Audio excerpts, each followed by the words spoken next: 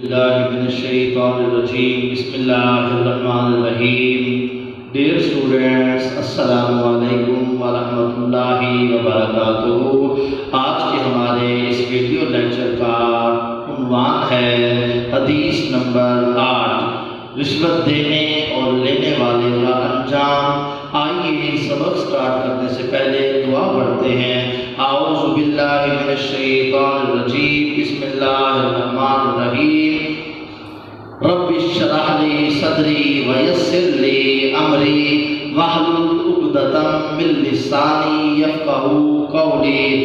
آمنت باللہ صدق اللہ العظیم۔ ڈیئر اسٹوڈنٹس، سب سے پہلے آپ کے سامنے یہ حدیث مبارکہ کی عربی عبارت پڑھی جائے گی اور پھر اسی حدیث مبارکہ کا لفظی ترجمہ کیا جائے گا۔ پھر اسی حدیث مبارکہ کی وہ تشریح جو آپ کی ٹیکسٹ بک کے اندر موجود ہے اس کو ہیڈنگز کی شکل میں اور ساتھ ایکسٹرا تشریح بھی بتائی جائے گی۔ تو آئیے سٹارٹ کرتے ہیں۔ بسم اللہ الرحمن الرحیم۔ الراشی والمرتشی کلاہما فی النار۔ الراشی والمرتشی کلاہما فی النار۔ اب آئیں اس کے لفظی ترجمے کی طرف۔ الراشی اس کا مطلب ہے رشوت دینے والا، واو کا مطلب ہوتا ہے اور المرتشی اس کا مطلب ہے رشوت لینے والا۔ کلاہما اس کا مطلب ہوتا ہے دونوں، فی سے مراد میں، النار سے مراد آگ۔ اب آئیں دوبارہ میں آپ کے سامنے حدیث مبارکہ کی عربی عبارت پڑھتا ہوں۔ الراشی والمرتشی کلاہما فی النار۔ رشوت دینے والا اور رشوت لینے والا دونوں جہنمی ہے۔ رشوت دینے والا اور رشوت لینے والا دونوں جہنمی ہیں۔ ڈیئر اسٹوڈنٹس، اب آئے اس کی تشریح کی طرف۔ یہ حدیث مبارکہ ہمارے پیارے نبی پاک حضرت محمد مصطفیٰ صلی اللہ علیہ وآلہ وسلم کے فرمان یہ بات ثابت کر رہا ہے کہ رشوت دینا اور لینا یہ بہت بڑا گناہ ہے۔ رشوت لینا اور دینا یہ بہت بڑا گناہ ہے۔ اب آئیے تشریح کی طرف۔ اس حدیث میں رشوت کے جرم میں شریک افراد کو برے انجام سے ڈرایا گیا ہے اور یہ بتایا گیا ہے رشوت لینا ہی جرم نہیں بلکہ دینا بھی برابر کا جرم ہے۔ رشوت لینا یہ صرف جرم نہیں بلکہ رشوت دینا یہ بھی برابر کا جرم ہے۔ اب آئیے الراشی اور المرتشی اس کا میننگ سمجھتے ہیں۔ الراشی، الراشی یہ اس میں فاعل کا صیغہ ہے۔ الراشی اس میں فاعل کا صیغہ ہے۔ اس کا مطلب ہے رشوت دینے والا۔ الراشی کا مطلب ہے رشوت دینے والا۔ اسی طرح آپ کا شارٹ کوشچن بھی آپ کا آ سکتا ہے کہ الراشی سے کیا مراد ہے؟ الراشی سے مراد رشوت دینے والا۔ حدیث میں رشوت دینے والے کا ذکر اس لیے پہلے کیا گیا ہے، اس گناہ کا سبب بننے والا بھی یہی ہوتا ہے۔ کیوں؟ یہ رشوت نہ دے تو رشوت لینے والے کو رشوت نہ ملے، تو یہ رشوت دینے کا سبب بنا، تو فرمایا اس کا ذکر بھی پہلے کیا گیا۔ ہمیں اپنے کام کروانے کی جلدی ہوتی ہے اور ہم بغیر کوشش کے رشوت دینے کے لیے تیار ہو جاتے ہیں۔ ڈیئر اسٹوڈنٹس، آگے ہیڈنگ ہے مرتشی۔ مرتشی رشوت لینے والے کو کہا جاتا ہے۔ مرتشی رشوت لینے والے کو کہا جاتا ہے۔ رشوت خور کے لیے راشی کے لفظ کا استعمال یہ غلط العام ہے۔ ہمارے معاشرے کے اندر جو بندہ اس برائی کے اندر، اس گناہ کے اندر مبتلا ہوتا ہے، ہم اسے راشی کہتے ہیں کہ فلاں افسر بڑا راشی ہے، فلاں افسر بڑا راشی ہے۔ یہ غلط العام ہے، یہ عوام کے اندر غلط مشہور ہو چکا ہے۔ ہمیشہ رشوت دینے والے کو راشی کہا جاتا ہے اور رشوت لینے والے کو مرتشی کہا جاتا ہے۔ اب آئیں، رشوت لینے والے کو مرتشی کہا جاتا ہے۔ اب یہ رشوت ہے کیا؟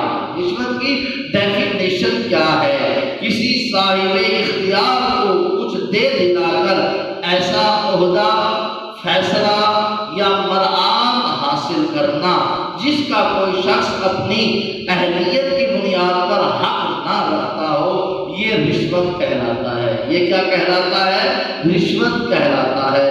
آگے ہے عدل و انصاف کا خاتمہ۔ عدل و انصاف کا خاتمہ شاید کوشچن بھی آ سکتا ہے کہ ہمارے معاشرے کے اندر عدل و انصاف کب ختم ہوتا ہے؟ تو آئیے تشریح کی طرف۔ رشوت کا چلن کسی قوم میں اس وقت عام ہوتا ہے جب عدل و انصاف ختم ہو جائے۔ یہاں پہ ایک اور شارٹ آنسر یہ بھی بن سکتا ہے کہ رشوت کا چلن کسی قوم میں کب عام ہوتا ہے؟ رشوت کا چلن کسی قوم میں اس وقت عام ہوتا ہے جب عدل و انصاف ختم ہو جائے اور لوگوں کو ان کے حقوق جائز طریقے سے نہ مل سکیں۔ کسی قوم کی یہ حالت اس کے معاشرتی بگاڑ اور ظلم کی ایک نہایت خراب صورت ہے۔ ڈیئر اسٹوڈنٹس، آگے بد امنی قائم ہونا، یہ ہیڈنگ دیکھیں، بد امنی قائم ہونا۔ جس معاشرے میں انسانوں کے جائز حقوق کی راہ میں ظالم اہلکار کے ناجائز مطالبے حائل ہو جائیں، ناجائز مطالبے، کسی سے کوئی کام کروانا ہو، بندہ اہلیت بھی رکھتا ہو اور وہ کہے کہ مجھے اتنا پیسہ دو، اتنی رقم دو یا یہ تحفہ دو تو تب میں آپ کا کام کروں گا، اسے کہتے ہیں ناجائز مطالبہ۔ اسے کیا کہتے ہیں؟ ناجائز مطالبہ۔ جس معاشرے میں انسان کے جائز حقوق کی راہ میں ظالم اہلکار کے ناجائز مطالبے حائل ہو جائیں، وہاں امن و سکون قائم نہیں رہ سکتا۔ لا قانونیت سے پورے معاشرے کا امن و چین اور سکون ختم ہو جاتا ہے۔ اس لیے رشوت دینے اور لینے والے کو حدیث نبوی کے مطابق جہنم کی آگ کا ایندھن قرار دیا گیا ہے۔ شارٹ کوشچن بن سکتا ہے کہ جہنم کی آگ کا ایندھن حدیث مبارکہ کی روشنی میں بتائیں کسے قرار دیا گیا ہے؟ اس کا آنسر رشوت دینے اور لینے والے کو جہنم کی آگ کا ایندھن قرار دیا گیا ہے۔ یہاں توجہ طلب بات یہ ہے، رشوت دینے والے کا ذکر پہلے ہے۔ الراشی میں نے آپ کو پہلے بتایا، اس کا مطلب ہے رشوت دینے والا۔ رشوت دینے والے کا ذکر پہلے ہوا ہے، جس سے واضح ہوا رشوت دینے والا بھی اس گناہ کے شر سے نہیں بچ سکتا، اس گناہ کے شر سے نہیں بچ سکتا۔ آگے ہے رشوت کی اقسام اور سد باب، اور اس کا سد باب۔ رشوت کی اقسام کتنی ہے؟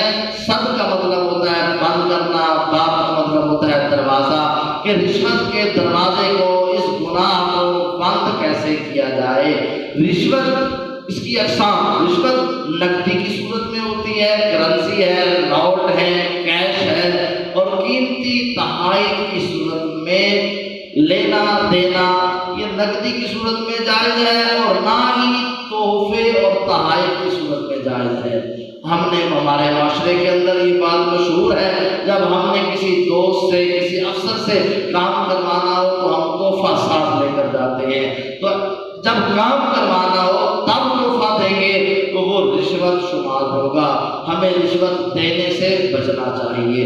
ایک مرتبہ ہمارے نبی پاک حضرت محمد مصطفیٰ صلی اللہ علیہ وآلہ وسلم کسی علاقے کے اندر زکوٰۃ کی وصولی کے لیے آپ نے ایک صحابی کو عامل بنا کر بھیجا، افسر بنا کر بھیجا۔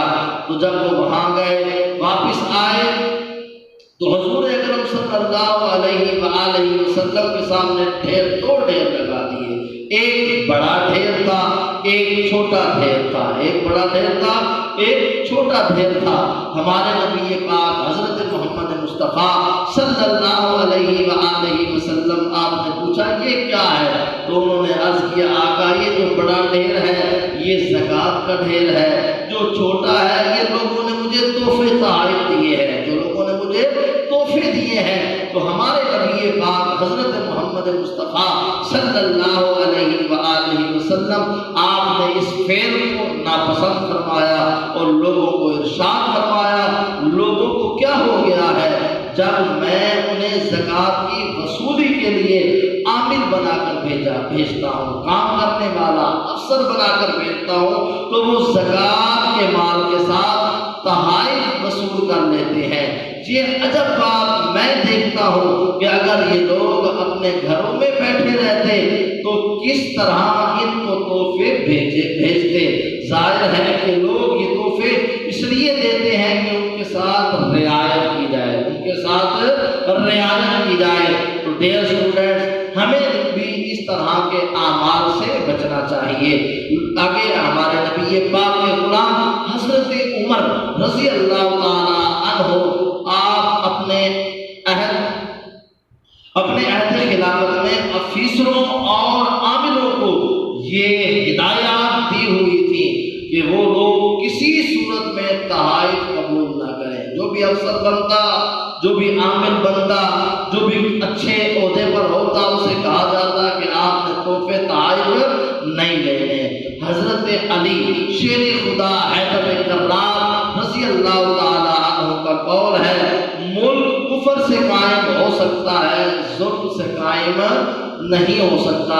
اللہ تبارک و تعالیٰ سے دعا ہے رب کائنات ہمیں اس گناہ سے بچنے کی توفیق عطا فرمائے۔